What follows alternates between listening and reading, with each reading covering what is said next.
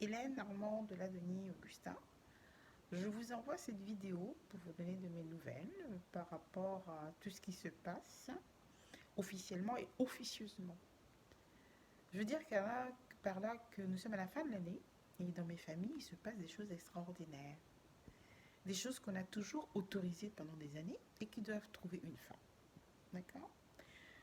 Après les fétiches pour hommes, c'est-à-dire où on se permet de couper les membres supérieurs et inférieurs d'un homme, les masculés, lui enlever les testicules. Maintenant, c'est le tour des fétiches pour femmes. Et je tenais à vous dire que certains membres de ma famille ont déjà décidé qu'on allait faire de moi un fétiche pour femmes.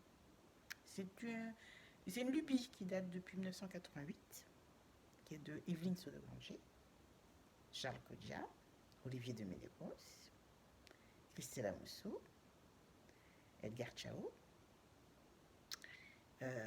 Mireille Chao. C'est tous leur groupe qu'ils ont fait. C'est le même groupe en fait qui ont été créés après le 11 septembre. Donc c'est plus facile de les identifier sous le nom de 11 septembre. Donc là, ce qui se passe, c'est quoi? Je l'ai dit plusieurs fois, j'ai envoyé des alertes. J'ai fait l'instant 33D, n'est-ce pas? C'est lui qui est en cours là. Je fais cette vidéo pour faire un break par rapport à ce qui se passe, parce que j'arrive à la situation qui est la plus difficile et qui est la plus sensible. C'est-à-dire, c'est l'analyse même des outils, des moyens du 11 septembre qui ont perduré jusqu'à présent. C'est-à-dire, c'est le sort de la finance qui est en jeu. C'est le sort aussi de mes familles dans le monde de la finance.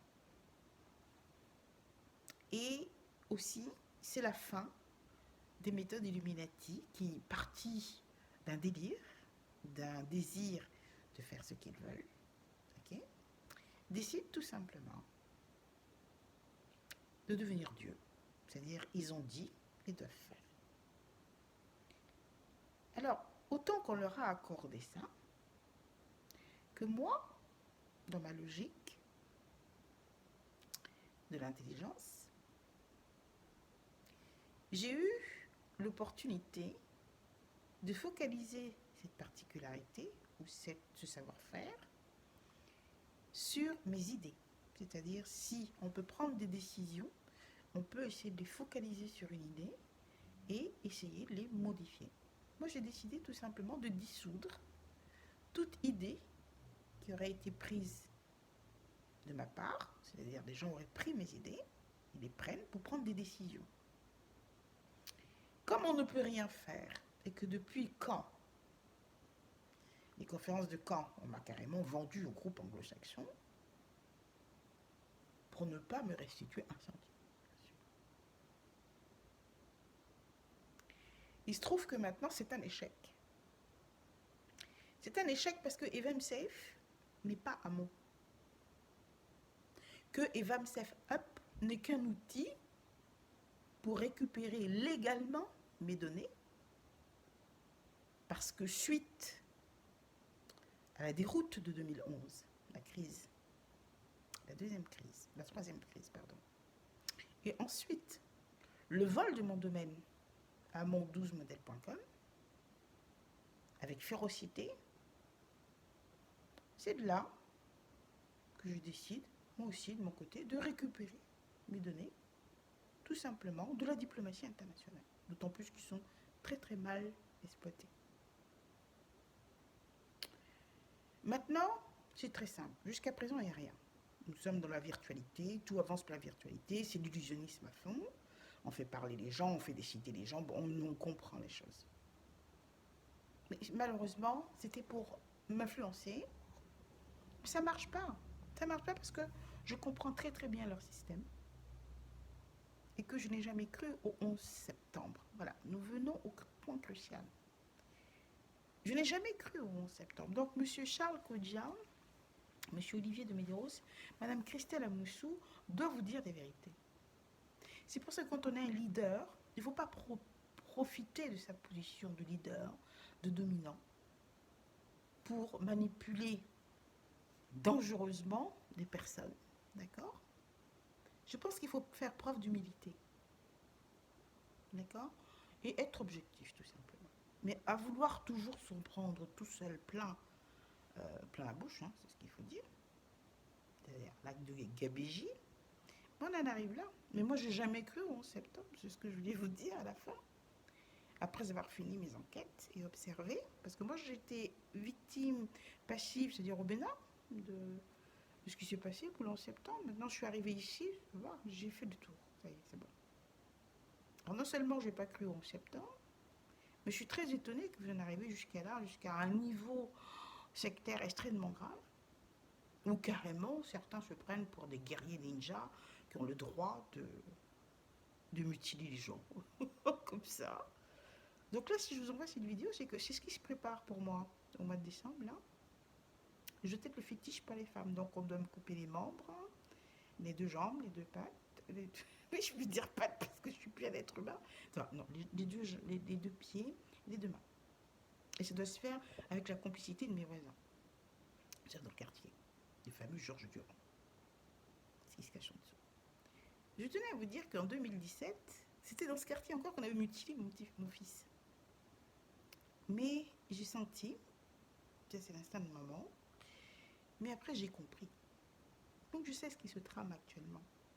Mais j'ai confiance au corps sécuritaire, même si certains se cachent derrière pour faire leur coup. Et là, ce que je veux dire qui est le plus important, c'est quoi?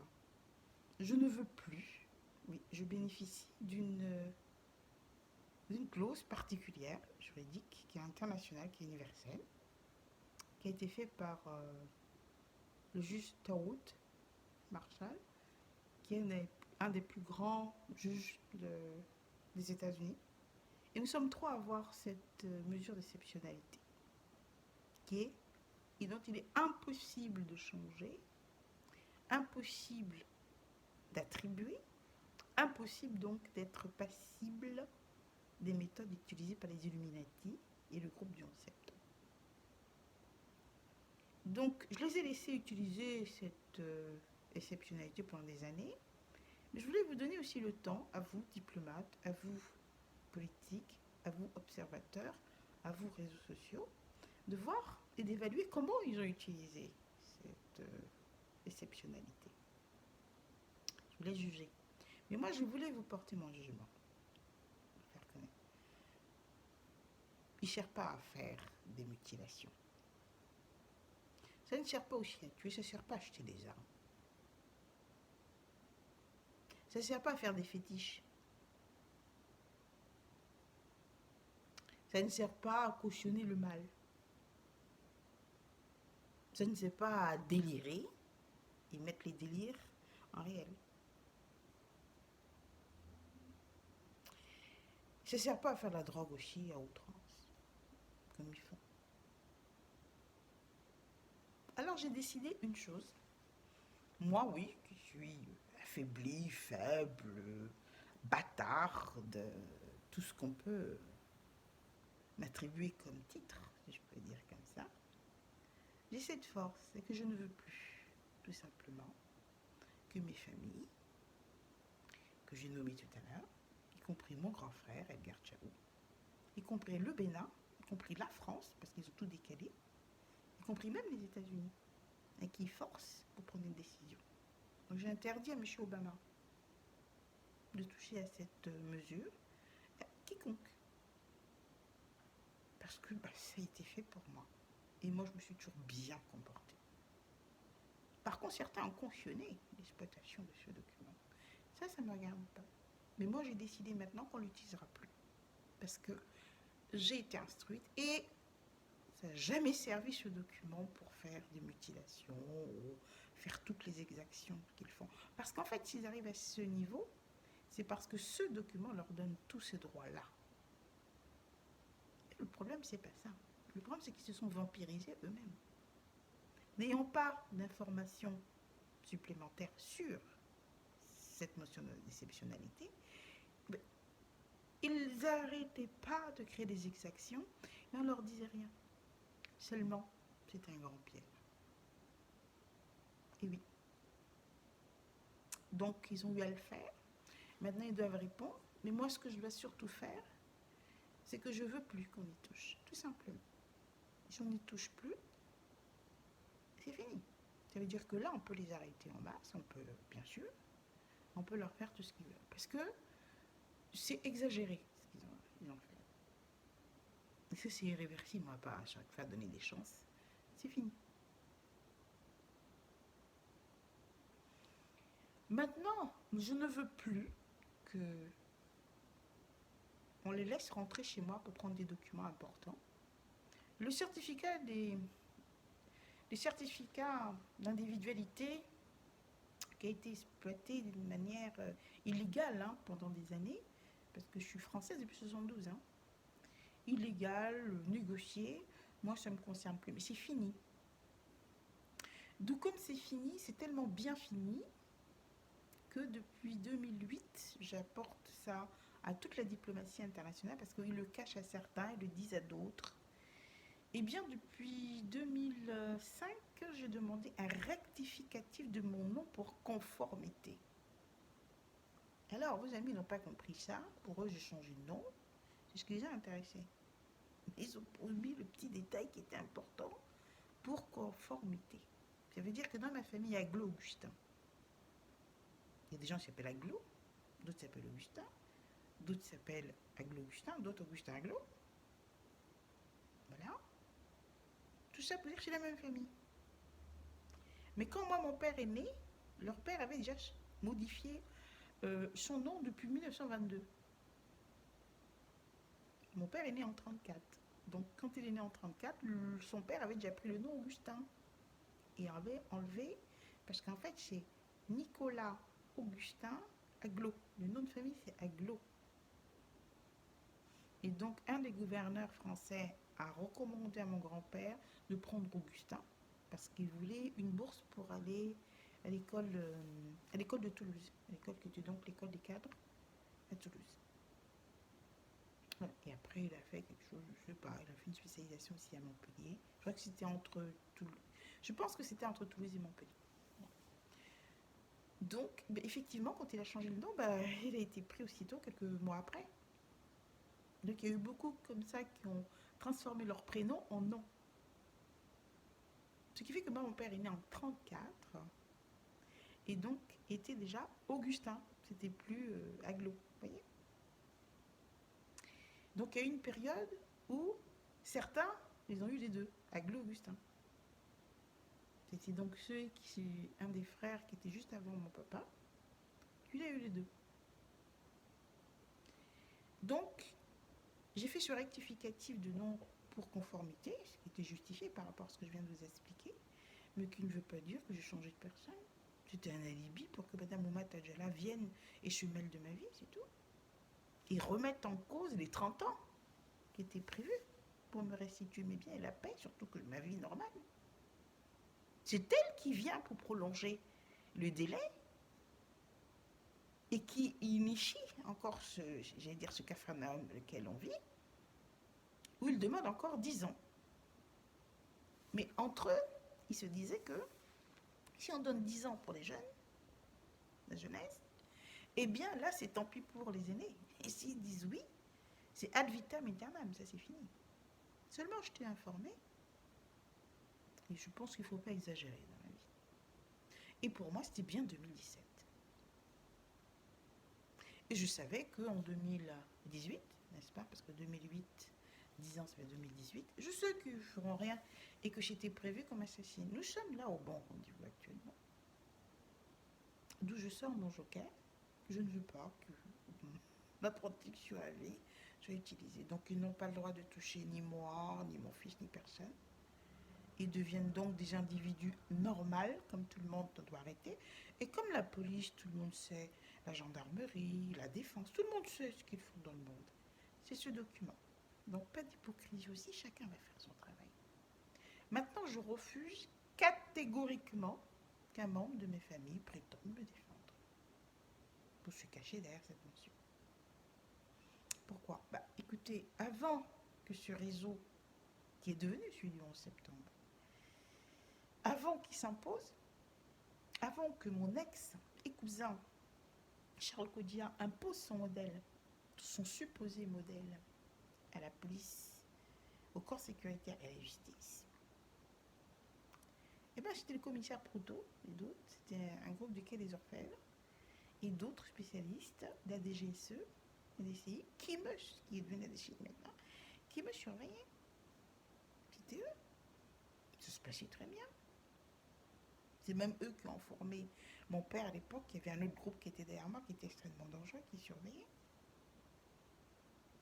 C'est ce groupe qui est là actuellement. Donc je ne veux plus d'eux. Et ils ne pensaient pas que je ne pouvais pas. Je ne veux plus d'eux. Ça veut dire qu'ils sont passibles là, actuellement, d'être arrêtés. Maintenant, le document a été volé le 12 septembre dernier. Je ne sais pas parler beaucoup. On voit chez moi. Ça veut tout dire. Que les complicités cessent.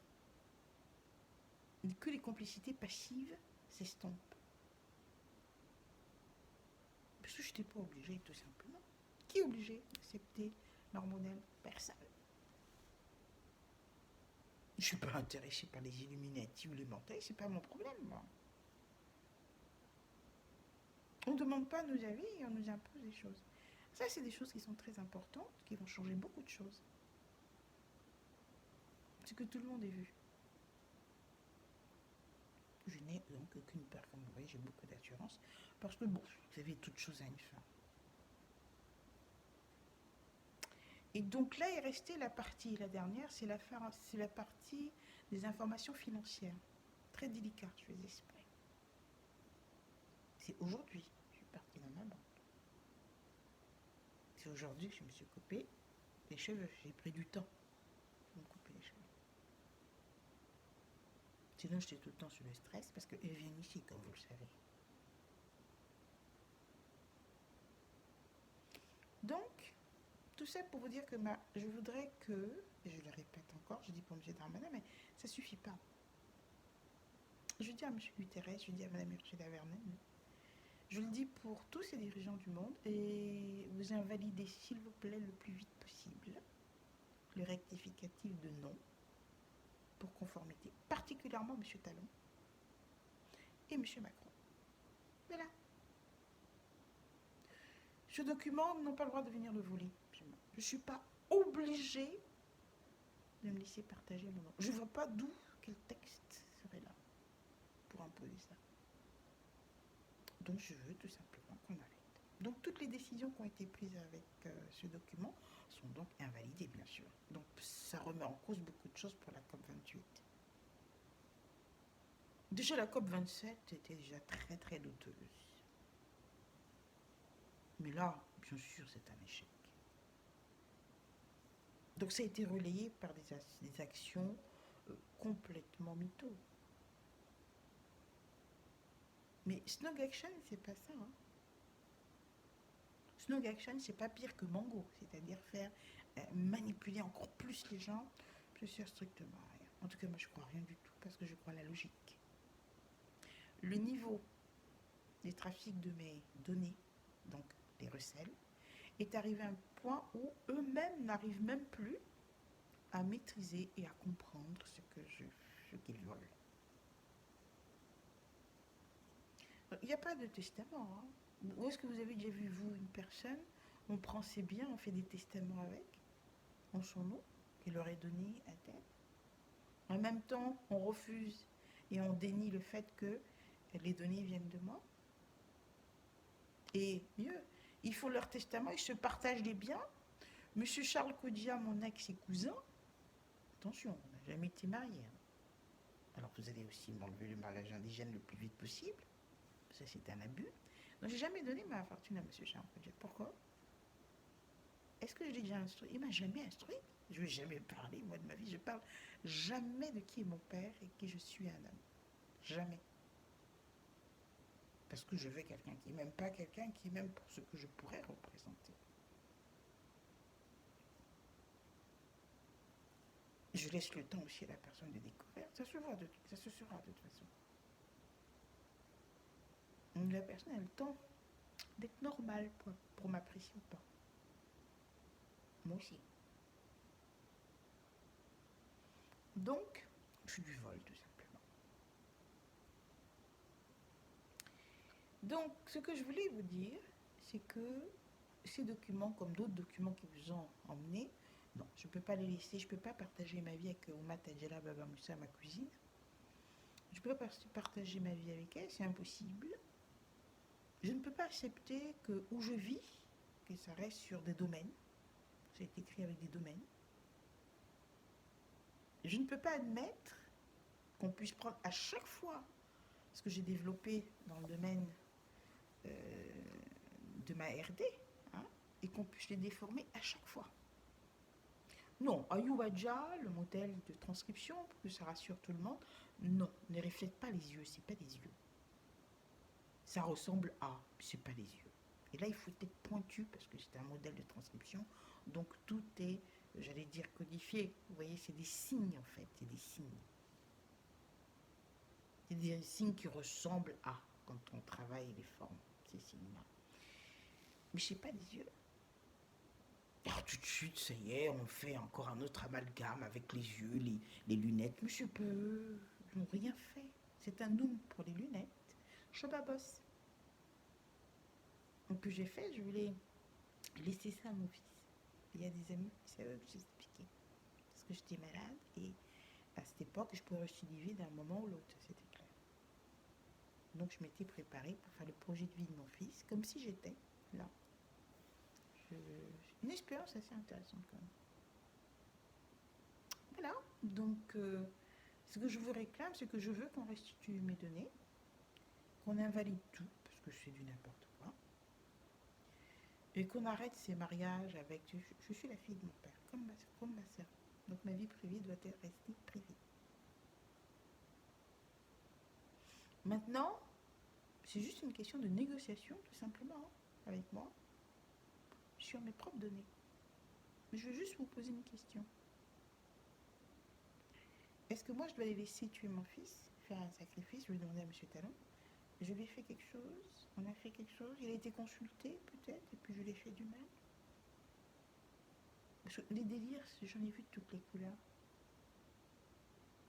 Mais comment voulez-vous que des présidents qui sont venus avec un système, à partir de mes photos, à partir de mes données, à partir de mes modèles de dossiers, qui confondent donc avec des modèles de dossiers de panel et avec des conseils politiques. C'est SBO Micode, mais SBO Micode n'est pas un modèle politique, monsieur le président. Modèle Macron. Ah, non. SBO Micode, c'est un modèle de panel. Dans le domaine. Moi, je ne peux pas dire le sport, ce serait trop ambitieux. Parce que moi, j'ai travaillé pour un client. Mais je n'étais pas employé chez lui.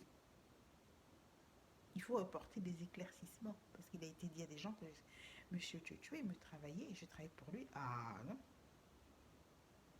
Je suis venue avec Amon,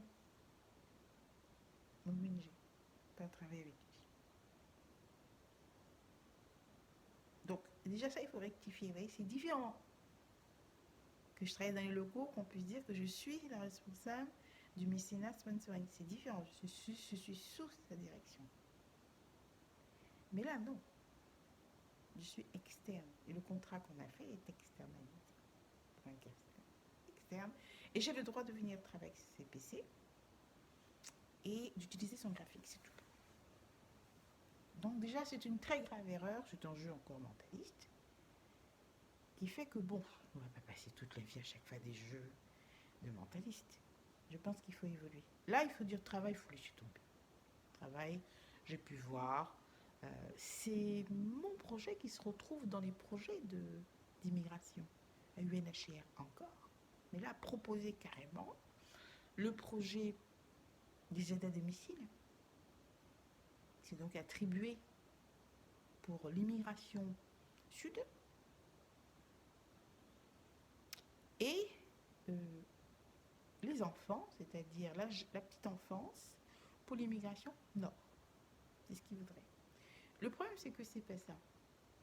Le projet des aidants, des aides à domicile, n'est-ce pas? Les métiers à domicile, c'est lié à mon projet d'Aide Cook qu'ils ont déjà volé, qu'ils ont donné aux socialistes de force. Et donc, c'est parti des idées de joker. Des jokers. Les jokers, c'est quoi? Je n'avais rien pour livrer les plats cuisinés. J'ai parlé de ça, bien sûr, dans ma petite fiche Bristol. Mais effectivement, non. Alors, j'ai eu comme ruse de proposer à des gens de transformer, de cuisiner chez eux. Et en contrepartie, ils me proposent quelque chose, ils me font une demande et je leur fais gratuitement. C'est-à-dire, c'est une tâche à la maison. Ça peut être repasser, ça peut être faire les rideaux, ça peut être laver les vitres, ça peut être... Vous voyez ce que je suis en train de dire? Voilà, c'est ça. Donc, qui est extrêmement difficile, c'est que il y a des choses qu'on peut admettre, mais d'autres qu'on ne peut pas. Vous voyez? Donc, ce que je souhaiterais, c'est que bon, on arrête tout cette année parce que ça n'a plus de sens. Ils ont plus du tout, ils savent plus quoi faire avec les données. Moi, si j'avais pas produit toutes ces idées, je pense pas qu'ils auraient été aussi loin. Il faut être honnête. De là à dire que je fais rien, il faut aller mollo. Parce que je suis en train de faire un spécial sur eux. Je vous explique pas. On sait que si vous voyez comment ils travaillent, pour avoir l'audace de parler de moi, je pense que c'est des choses qu'il faut savoir. C'est très très important. Parce que moi, on me vilipende, mais je pense qu'il n'y aura rien. Il faut tout annuler. Hein. On ne peut pas me voler et dire que je suis une bâtarde, quand même. Il y a des choses qui se font dans une famille. Et d'autres, ben, en plus, quand c'est des collatéraux et quand c'est les amis ou je ne sais quoi, les collatéraux des collatéraux. C'est-à-dire qu'ils se sont carrément envahis. Et là, actuellement, j'ai ma cousine carrément, ou ma Tadjana, qui veut acheter la maison. Encore le prétexte qu'elle veut me protéger. Et quand ma soeur, mais c'est les mêmes. Entre Déborah et je suis les mêmes. Hein. Je sais que chacun a son jeu, mais je ne veux plus que mes familles m'utilisent à leur fin. Vous voyez, c'est tout à fait normal. Mais et là, ils sont en train d'acheter carrément la maison sans me demander moi mon avis, sans me convaincre. Ils se contentent de dire quand on m'appelle, j'y vais jamais. Depuis quand les notaires se comportent comme ça maintenant? Alors ils ont attribué Internet, mais ils n'ont pas Internet, il n'y a rien. Voilà. Donc voilà, c'est ce que je voulais vous dire. Et que, ben, bonne fête, qu'il n'arrive rien à mon fils, qu'il n'arrive rien à aucun membre de cette famille. Et quant à moi, ben, je vous dis, hein, moi c'est très simple, je ne veux plus qu'on touche ma protection à vie. Ils comprennent très très bien ce que je veux dire par là. Et que les trafics, par exemple, de mes dossiers, de mes CV, cessent. Écoutez, c'est Praline, c'est Praline qui a donné le petit dossier pour l'enfance. C'est ce qu'ils étaient en train de proposer pour la COP28 et que j'ai fait la remarque, ils ont eu peur, ils ont changé.